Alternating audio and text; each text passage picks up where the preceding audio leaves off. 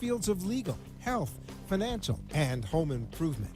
Enjoy being educated in such topics as personal injury law, community association law, family law, bankruptcy law, along with health show topics like pain management, men's health, and dental implants. Now, sit back and enjoy today's Ask the Experts with host Steve-O. Hey, good evening, and welcome to another Ask the Experts, where we air every Monday and Thursday night from 6 to 7. Tonight's the first Thursday of the month, and without a doubt, with all the shows that we do, this is the most popular show. Phone lines are already ringing already. This week, we got over 60 text, emails from listeners with their questions. And I want to introduce you to this is our Community Association Law Show. We were so lucky. We got the top community association law firm, not just here in South Florida, but in Florida, because they also have an office in Tampa. And we have been doing the show for about 4 years. But if you have a question about your HOA or your condo association, give us a call here at 888-565-1470. 888-565-1470. Let me introduce you to our expert, senior partner of K. Bender Rimbaum, Robert K. Board certified Robert K. Good evening. Good evening, Steve. Thank you for all of that. I appreciate it. Well, I wish all of our shows were as popular as this one. The phones ring, people write in. It's just amazing. And, gosh, with COVID going on, I bet your phones are ringing off the wall. But before we go to the phones, let's tell everybody about K. Bender Rimbaum. Okay, Bender Rimbaum, as many of you I hope know, is a law firm that's dedicated to representation of community associations out of our offices in Pompano Beach, Palm Beach Gardens, and Tampa. We provide all level of services to community associations, be it dealing with issues on interpretation of covenants, handling violations within the community, collection of assessments, negotiations of contracts, addressing defective work within the community, dealing with long-term loan situations, special assessments. Everything that an association deals with on a day-to-day basis are things that we've been doing since 1992. Well, you are the best, and we'll be talking about your classes that you're going to be offering this month. We get a lot of people who just write that went to your classes saying how much they enjoyed them. We do appreciate that kind of feedback. We try to keep it fresh, we keep it informative, and we keep it entertaining as much as possible. Well, we've got a board full of callers. Let's go right to the phones and start off with Dolores. Good evening, Dolores. Hi, good evening. You have a question for Robert? I'm calling in. I'm going to try to make it really quick. Basically, there's never been any maintenance on the piping in the condominium, and apparently, unfortunately, my unit is the first unit where the piping comes out the front of the building. There was a whole sewage backup. Everybody's unit came up out of both my toilets. The board did immediately get on it and is rectifying it. However, so my main question is, am I responsible, or do I have to reach out to my private insurance, my homeowner's insurance, for the sheetrocking of inside the apartment, although all this was brought out due to the lack of maintenance? And if I do make a claim, and if they do cover it, now that means I'm going to get hit with a higher insurance when it comes up. Well, So, if um, what you're am I, talking about, do I have to make a claim? I guess that's my question. Is that, does any of this fall on me? well, Dolores, when it comes to situations like you've described, the threshold question is going to be whether it was a maintenance issue or whether it was a casualty event, a sudden occurrence that was unanticipated. Insurance is going to address the casualty event, but if it's determined that it's a maintenance issue, then you look to what the documents provide for as to the responsibilities.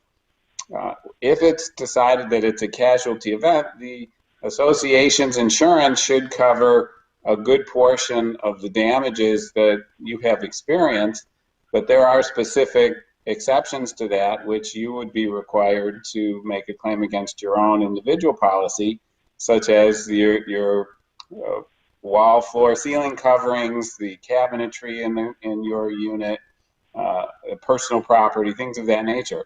Unless the association was negligent, and you can prove negligence, and as a result of their negligence, you experience the damages that you've identified. So those are basically the parameters that you're facing.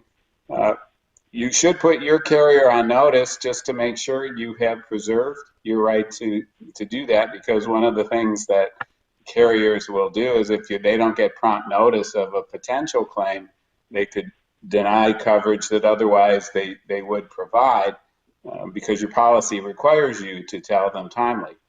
They'll Okay. investigate, they'll go after the association if they think some of that is on them.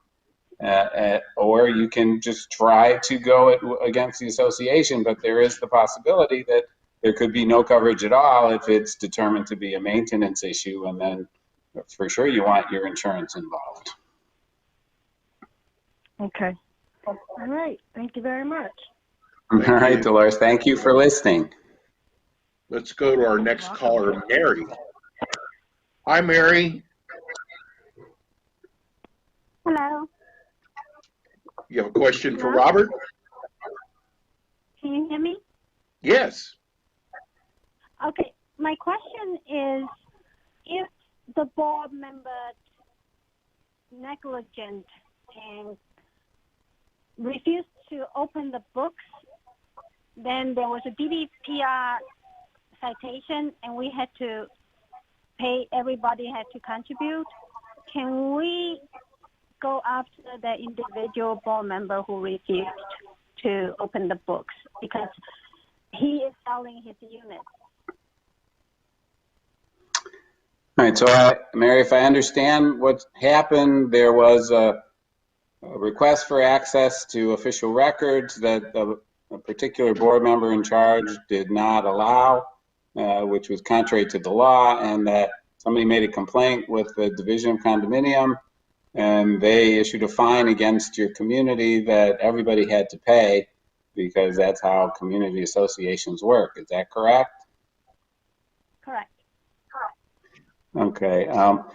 Well, individual board members are generally not personally responsible for damages to the association that occur because of their negligent conduct and even some intentional conduct, unless they were considered grossly negligent or willful disregard after being advised by independent counsel of what the legal obligation would be and chose to disregard it. Then there is the possibility, or if they took an improper personal gain. So from what you've described, it doesn't sound like the individual had a personal gain.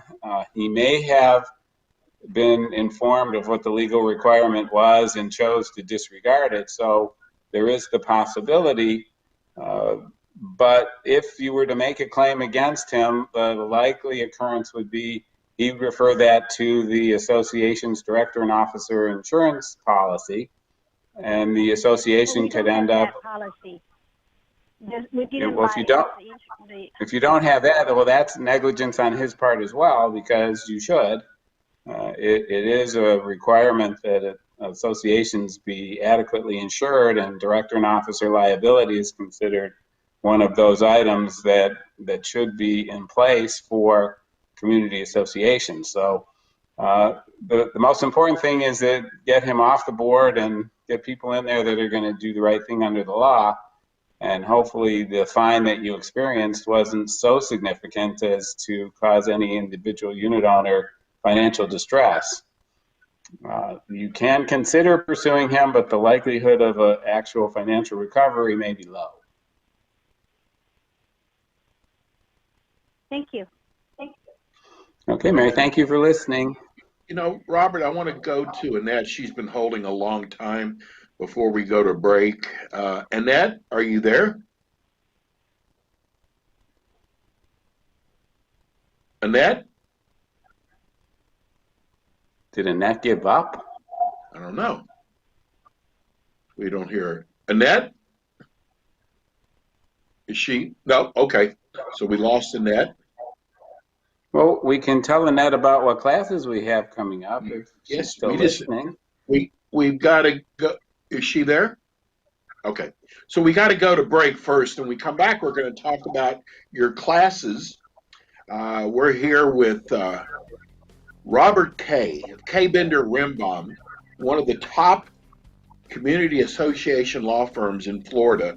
If you have a question, we have one open line. If you have a question, you can call us here at 888-565-1470. And Robert, give everybody the number at the office. You can reach us at 1-800-9. Well, now that I'm thinking about it, what is my 800 number? 974-0680. And you give them your website address too, because you've got so much valuable information on your website. The initials kbrlegal.com.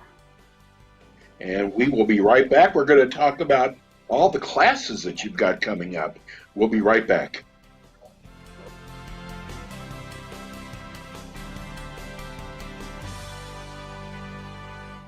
K. Bender Rimbaum is a full-service community association law firm devoted to the representation of more than 1,200 community associations throughout Florida under the direction of attorneys Robert L. K. Esquire, Michael S. Bender Esquire, and Jeffrey A. Rimbaum Esquire. K. Bender Rimbaum is dedicated to providing clients with an unparalleled level of personalized and professional service regardless of their size and takes into account their individual needs and financial concerns. K. Bender Rimbaum assists clients in all matters of association representation, including, but not limited to, collection of assessments, contract negotiation, covenant review and amendment, covenant enforcement, and construction defect claims. K. Bender Rimbaum also keeps clients up to date on new developments in the condo and HOA law and how they are personally affected by them. K. Bender Rimbaum provides prompt, effective, high-quality, cost-efficient, and understandable legal advice and services to a diverse client base. Call K. Bender Rimbaum today at 800-974-0680. That's 800-974-0680.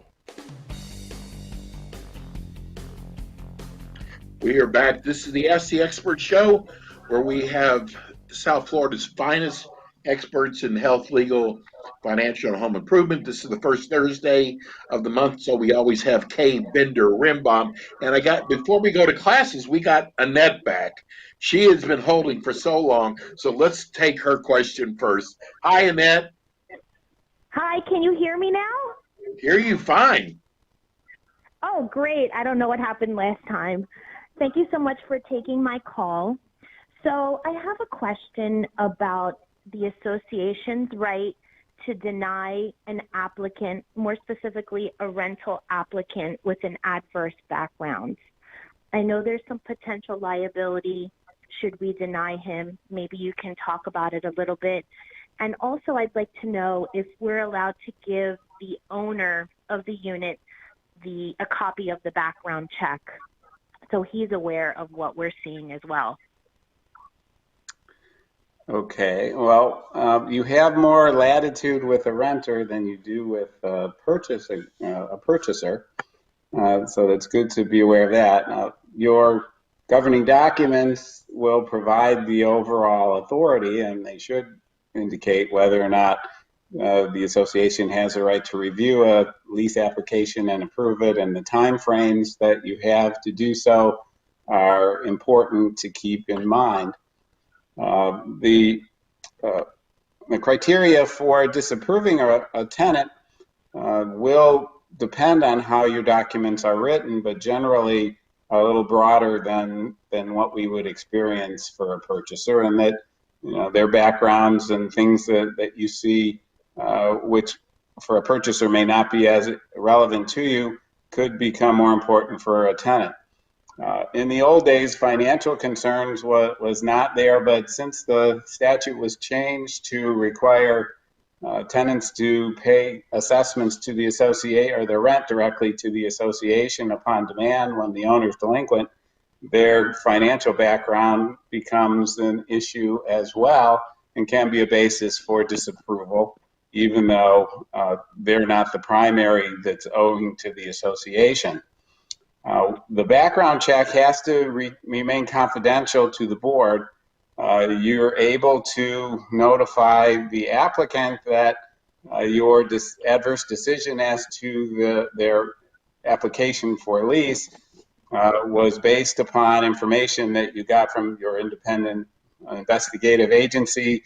You'd have to identify who that is and give them a way to contact so they can get the report, but you're not allowed to share it with anybody else. That's under the federal laws, the Fair Credit Reporting Act, that applies across the country. So you don't want to run afoul of that. Okay.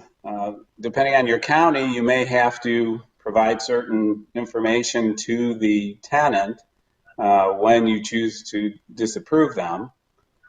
You obviously cannot make your decision based on any of the protected classes, race, religion, creed, even sexual orientation, and all of those. So your basis has to be reasonable. So is there a specific issue of concern that you're seeing in that?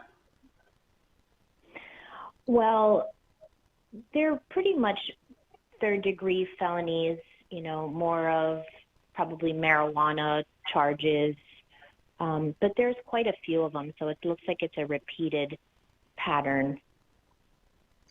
Well, criminal background is one of those areas that falls into a gray area. First off, it has to be a felony conviction, not a charge, not a misdemeanor, but an actual conviction. And secondly, it has to be of such a nature so as to affect the safety and welfare of the community. Marijuana possession charges may not rise to that level, while sales and distribution charges definitely would. You have to tend to be a little more careful. Now, you also should know that a disapproved tenant lacks what they call legal standing, or the ability to challenge your decision. Only the owner of the unit can do that. So if you disapprove a tenant, they have no recourse against you unless they want to claim discrimination. And so as long as you're not dealing with anything that could be a discriminatory situation, then you should be okay. And in that overall process, we do not recommend a face-to-face interview before you do your decision, because doing so can create the ability to raise a discrimination claim. Because if you don't meet the people in advance and see them, how do you know certain things? Would you know their race? Would you know some of the things that people claim as their basis for discrimination? So it's best to have your interview after you've made your decision, as more of a meet and greet. Here's the rules, here's what you need to know kind of a thing. One of the things that has me a little nervous is that they did put on the application that the tenant is disabled, which made me even more nervous should we go and deny the applicant for the criminal background. Well, the criminal issues that you've pointed out might create problems for you in a disapproval if that's all you have. Yeah. Agree this with is you one of those 100%. this is one of those where you might want to keep your fingers crossed and let it go through. Agree. Thank you so much for the reassurance. I appreciate Thank it greatly you. and enjoy your show. Annette. Thanks for coming back to us. Thanks, guys. So even Bye. if the potential renter is disabled, would they have a problem denying them if it's on the application? Well, it really has no place on the application, and they volunteered that information. It doesn't come in as a factor for their decision, and assuming that there isn't any issues with disability access in and out of it. You know, some of these older places may not be compliant with what the current laws require, and they don't have to be. But you know, it is just another potential to keep in mind if you see that that's something somebody could raise. So you want to be sure you have sufficient basis before you deny, and you also, you know, if you have a discrimination claim against you, what are the rest of the residents like? Are there others of the similar type of issue that they're raising? It would be a national origin, if it's their disability. If you have others that are, then that helps to defend against a claim that you've discriminated on that basis. Okay. Well, I ask all of our callers to be patient with us. We're going to go, we're going to talk about your classes coming up, and then we'll get back to the phones. Sure. We have a relatively busy month, as there's a couple of expos we talked about last month. One of them was today, so hopefully enough notice went out for that. It was down in Miami. Next Tuesday, February the 9th, at the Palm Beach County Convention Center, there will be another expo from 9 o'clock to 4:30. We have two classes that we're teaching there. These are in-person instructors. We have guest restrictions at 10:30 in the morning, which will be taught by Allison Hertz out of the Palm Beach Gardens office. And then at 2:30 is the 2021 legal update, which addresses changes in the laws from 2020. They haven't met yet for 2021, so there isn't any there. That's it. At 2:30, there are continuing education credits for both, one for the guest restrictions and two for the legal update. And then the following week, February 23rd, there will be the Broward County Expo from 9 to 4:30 at the Signature Grand on 595 over there. The guest restrictions again at 10:30. This time will be taught by Andrew Black from our Pompano Beach office, and then the 2021 legal update at 2:30 by Michael Bender. On our Zoom schedule for the month, February the 16th at 5:30 to 7:30, we have an HOA board member certification. That would be taught by Emily Gannon out of the Pompano Beach office. And then on the next night, February 17th, actually at 3 p.m., Emily's is at 5:30, by the way, 5:30 to 7:30 on the 16th. On the 17th at 3 o'clock until 4:30, we have a new one, COVID vaccine, national relief, legislative updates for community associations. That will be, let's see who's going to be involved with that. Michael Bender, Jeffrey Rembaum, along with Congressman Ted Deutsch and Tim O'Keefe from a property management company.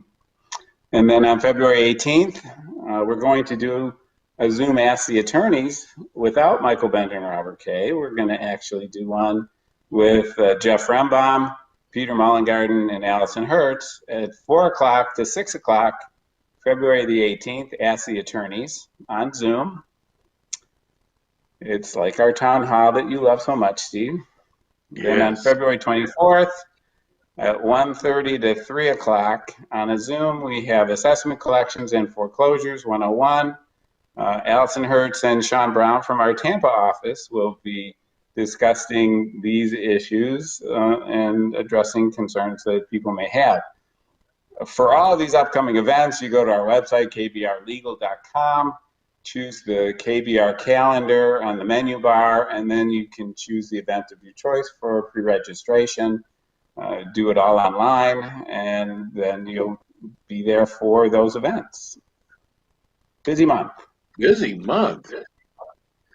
Let's go to Mary. Hi, Mary. Another Mary. Hello. Hi, Mary. Hello, Mary. How are you? Good. Doing good. How are you? Very good. My question has to do with the board of an association. Currently, we have a husband and wife on the board, and one has to step down. And that one that steps down is currently our treasurer, and she will remain treasurer but not a board member. My concern is, what limitations do we have to provide for her if she's no longer a board member? I have explained she won't be covered by insurance either.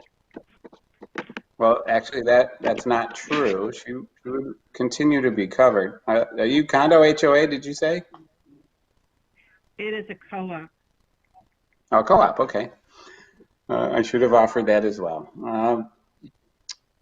Basically, you check your articles of incorporation and bylaws to confirm whether or not all officers have to be members of the board. It's unusual for that to be required. Typically, the president and vice president might have to be members of the board, but the secretary and treasurer do not necessarily have to be board members. Confirm in your documents if that's the case. If it's not requirement, there is no limitation on a husband and wife serving if one's a board member and one's an officer and not a board member. The only limitation is on them serving on the board together under certain circumstances, such as there's plenty of other people willing to serve. Or if they don't own two separate units. If they own two separate units, they can both serve on the board. Her being the treasurer, she still falls under the overall umbrella of being associated with your corporation as an officer, and as such, the insurance of the association would extend to her in that position as well. It's the job she'll do as treasurer will be the same as if she were a board member. She's just not voting on board issues anymore. Right. So you don't feel that she should be limited in any way as far as she's still going to sign all the checks because she is the treasurer. But the rest of the board is thinking that she needs to be limited as far as calling the management company or asking for direction without going through the board. Well, the board can limit what the officers can and cannot do at the discretion of the board, so long as they're able to perform their function of the office. It might require the treasurer to have access to the management company in performing the duty of treasurer for the financial information, or the manager, but it might not. So that's something that each community would address on its own. Depending on what your manager does, if your manager's on site and dealing more physical, obviously the treasurer has a more important role. For some communities, they have management companies that do all of the accounting, and the treasurer position is more almost just a formality, and they don't really do anything. It's all delegated somewhere else. So somewhere in between is where a lot of communities fall. And the board can do as the board feels as a majority is the most appropriate thing under the circumstances. All right. Thank you. Thank you, All right, Mary. Mary, good luck with it. Thanks for listening. So if you were on hold before and you want to call back now, our phone number is 888-565-1470.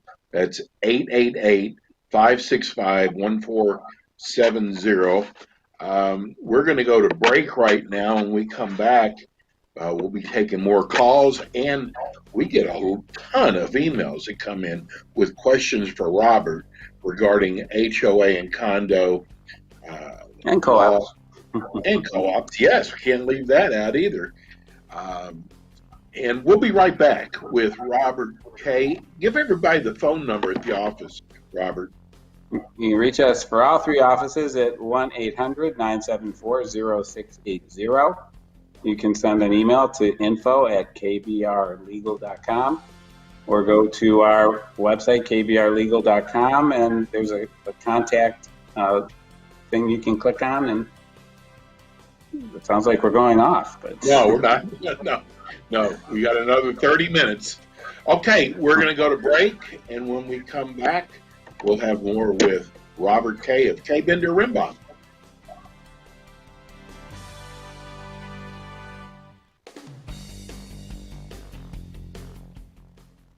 K. Bender Rembaum is a full-service community association law firm devoted to the representation of more than 1,200 community associations throughout Florida under the direction of attorneys Robert L. Kay, Esquire, Michael S. Bender, Esquire, and Jeffrey A. Rembaum, Esquire. K. Bender Rembaum is dedicated to providing clients with an unparalleled level of personalized and professional service regardless of their size and takes into account their individual needs and financial concerns. K. Bender Rembaum assists clients in all matters of association representation, including, but not limited to, collection of assessments, contract negotiation, covenant review and amendment, covenant enforcement, and construction defect claims. K. Bender Rembaum also keeps clients up to date on new developments in the condo and HOA law and how they are personally affected by them.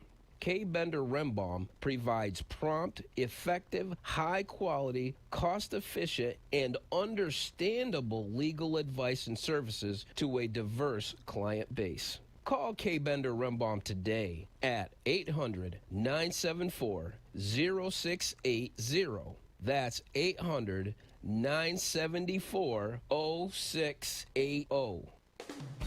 You are listening to the Ask the Experts show with host Steve-O. We will be right back with more experts in the field of legal, health, financial, and home improvement. Join us every Thursday from 6 p.m. Now, get ready for more Ask the Experts. And we are back. If you're joining us right now for the first time, every first Thursday of the month, we have our community association law show. If you're a board member or you live in an HOA or condo and you have a question, we have the top law firm. And considering they're mostly all board certified, I can say this, they are the best. K. Bender Rimbaum. They actually cover all of Florida, not just here in South Florida. And they also have an office in Tampa. If you have a call, you can call us right now at 888-565-1470. That's 888-565-1470. This is, with all of our 20 shows that we do each month, this is without a doubt the most popular show. I mean, we had to call down some of all the emails we got and texts we got, which we're going to try to get in now with Robert, and we'll be waiting for those phones to ring. 888-565-1470. Robert, the first question is, and I've never heard this before with all the shows we've done, a master association versus a sub-association. What is the difference? Well, many communities throughout the state are developed in tiers. Like you'll have a situation. There's one you might be familiar with called Eagle Trace, in Coral Springs. In this situation, there's one association that covers the entire community. And then within that, there are subdivisions, different associations within the master association that they're referred to as sub-associations. When somebody lives in one of these neighborhoods within the master community, they're a member of both the sub-association and the master association, and likely will be paying assessments to both. That's what I was going to ask. So that you got to pay twice, right? Yeah, and there are some that will have a third. I've seen them with as many as at least three, and there could be. I mean, they can't add up, but they do different things. As you know, like with the Eagle Trace example, they're doing the perimeters that go around, the gate entrances to the overall community.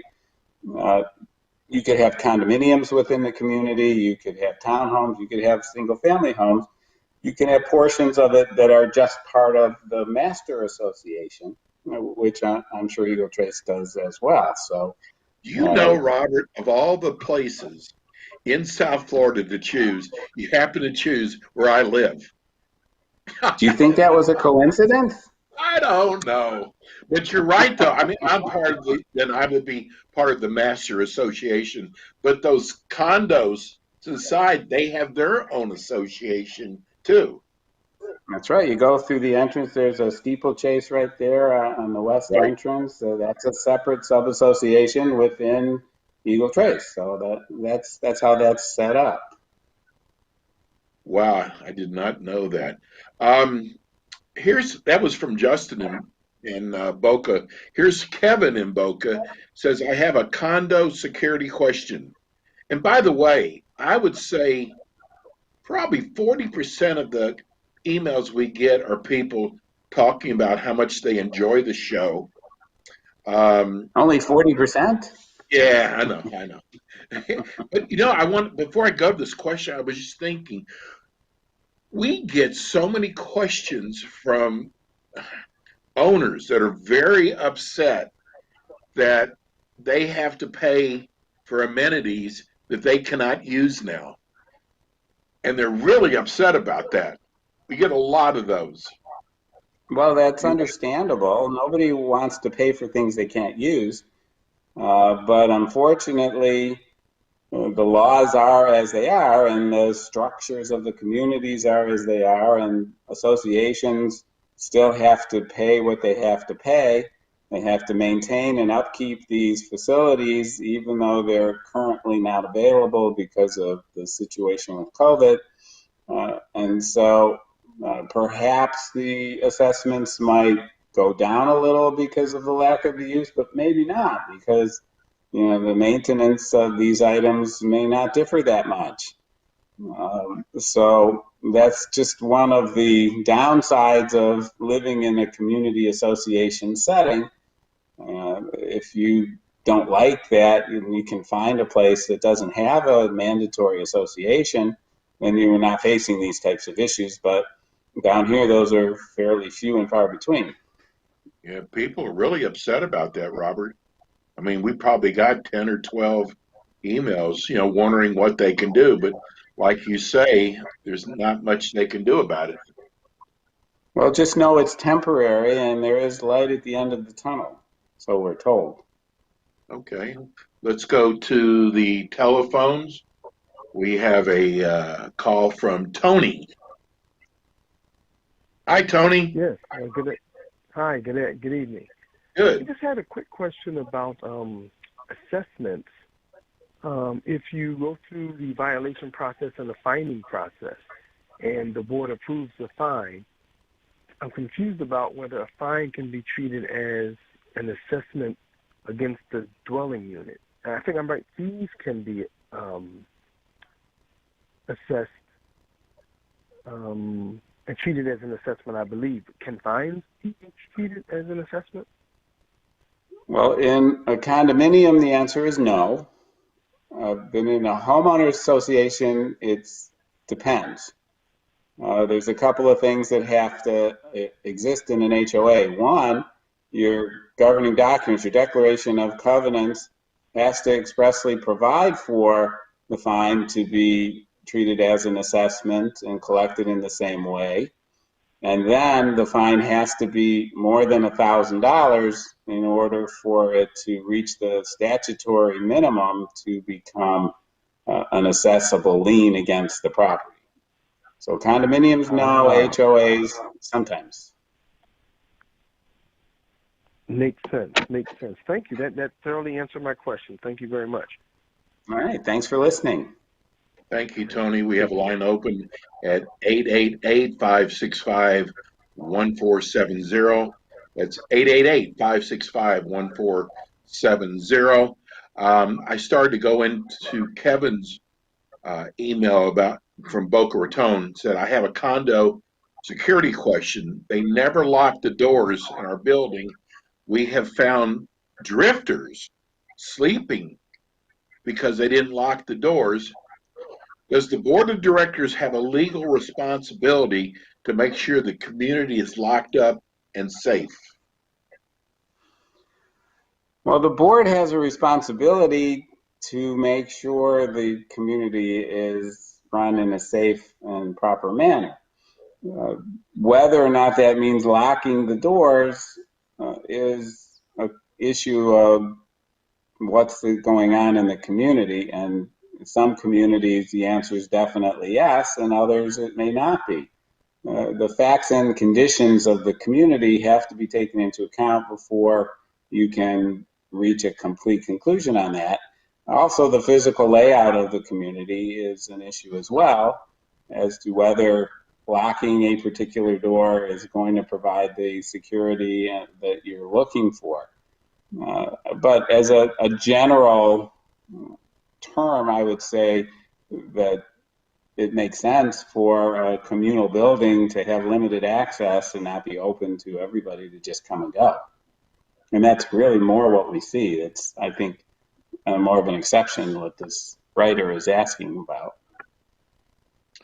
Okay, we have an open line, 888-565-1470. If you have a question for attorney Robert K. Bender Rimbaum. Here's a president of a small condo, and I'll bet you had a lot of calls on this. Can the board write rules and regulations on flying banners and flags? I bet you some of those were political and some of them were for sports. Well, with respect to the board writing them, that is also going to depend on how your basic documents are set up. And you said a condominium, so the declaration of condominium has to give the board the authority to make rules and regulations that would encompass banning the display of flags or signs.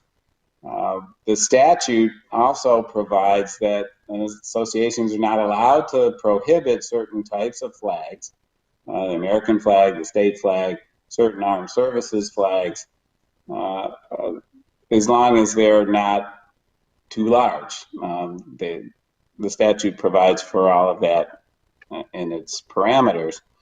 Political signs is generally a problem more from the perspective of it's temporary, and by the time you can do anything on enforcement of them, the election is over and the signs would be gone. So there's no longer an issue that the courts would consider a controversy that they have jurisdiction to address.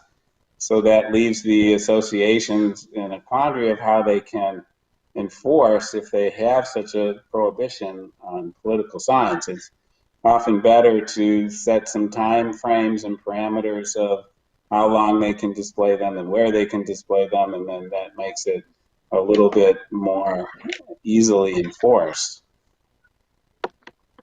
Okay. Let's, Vernita in Aventura. She said, I understand the emergency order is still on. Can we postpone annual meeting? Does that mean any meeting under the statute? Well, the consensus of thought on meetings currently is that while we want to make sure that everybody's being responsible and maintaining the appropriate protocols of social distancing and mask wearing, the meetings still have to occur. They can't be just postponed. Many communities are using the technology, the Zoom type technology, to hold their meetings, with most of participation being remote, and they're doing it successfully. So if you're able to access the technology to do that, that is the suggested approach to go. The board should also be meeting as well periodically and doing it the same way, because the business of the association still goes on. The board can't ignore annual meeting requirements and not hold elections. So, and with condominiums, the election procedure is set up such that people don't actually have to physically be there, because it's a mail-in ballot, and it's easily accommodated through the Zoom process.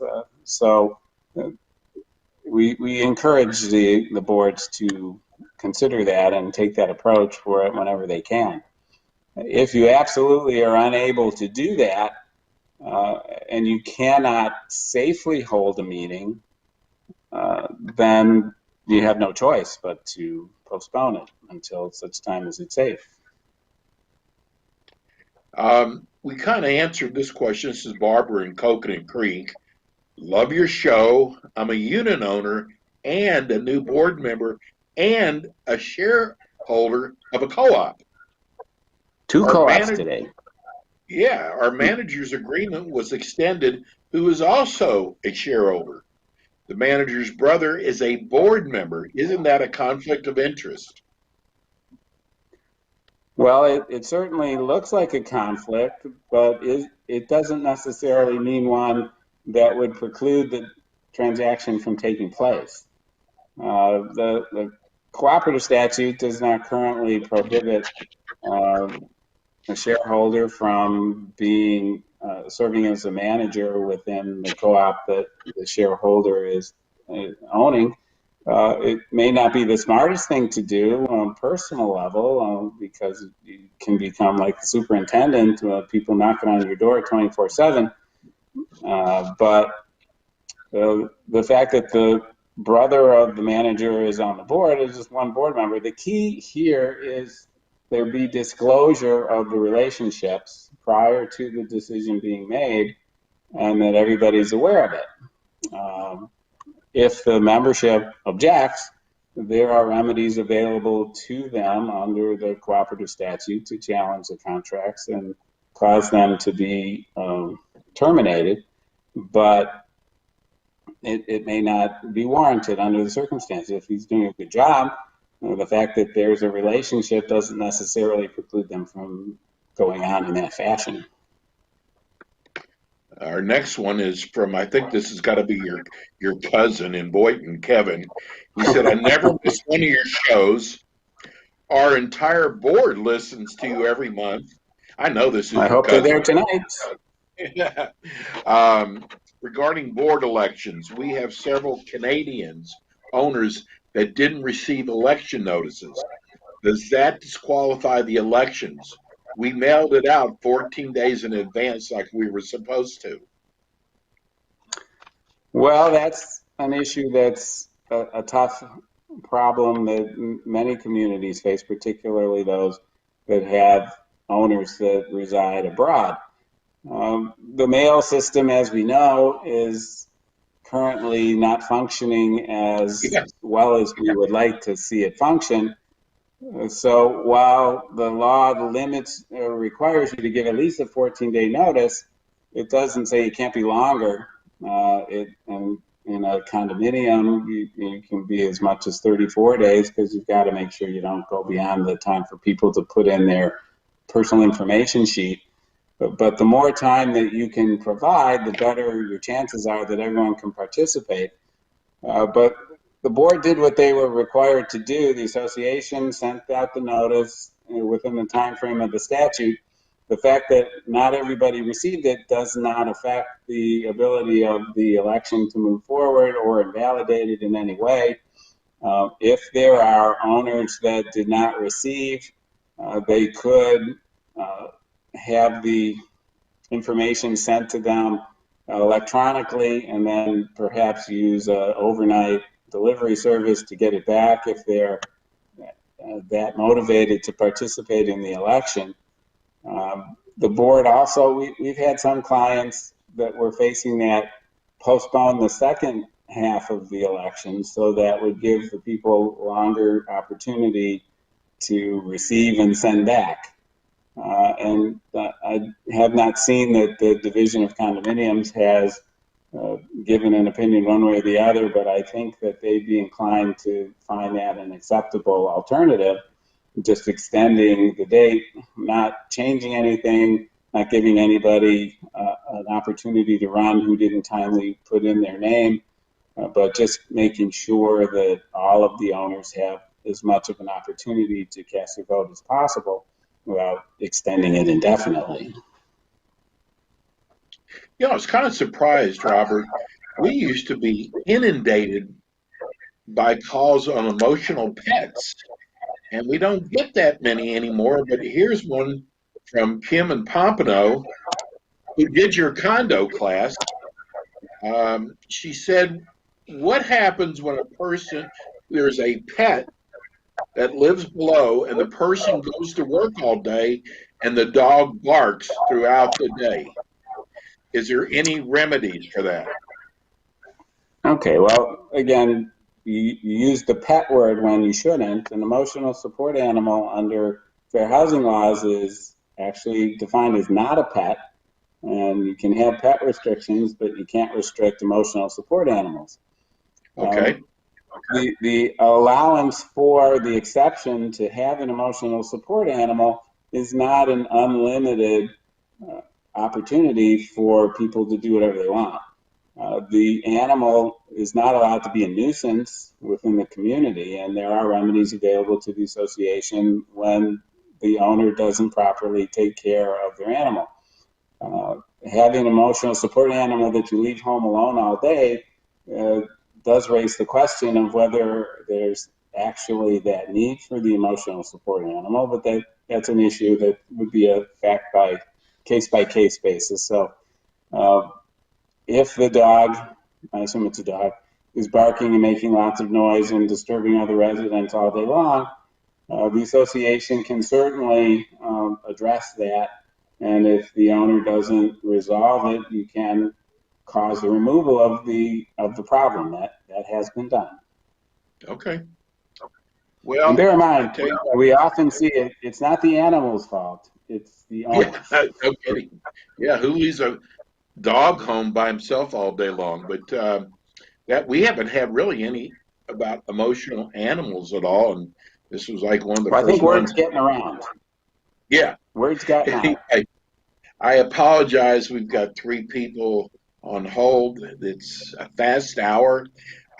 Robert will be back with us again the first Thursday of next month, and give everybody the phone number if they'd like to call and make a appointment for your classes, or if they have if they're a board member.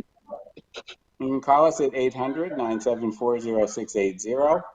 You can email at info@kbrlegal.com, or go to kbrlegal.com, fill out the contact form there, and then somebody will get back to you immediately, if not sooner. And I've got to throw this in because we've been doing the show for 4 years, and I'm going to tell you, if you're unhappy with your community association, law firm, or you'd like a second opinion, we have gotten nothing but rave reviews about K. Bender Rimbaum.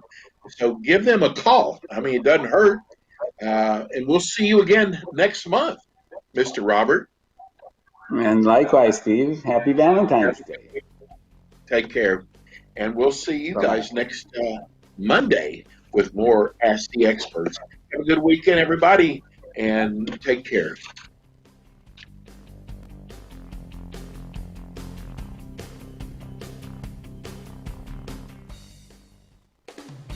Thanks for listening to the Ask the Expert Show, featuring interviews with local experts in the fields of legal, health, financial, and home improvement. Call our office at 888-574-6999 to become one of our experts on the show. And tune in again next week for more Ask the Experts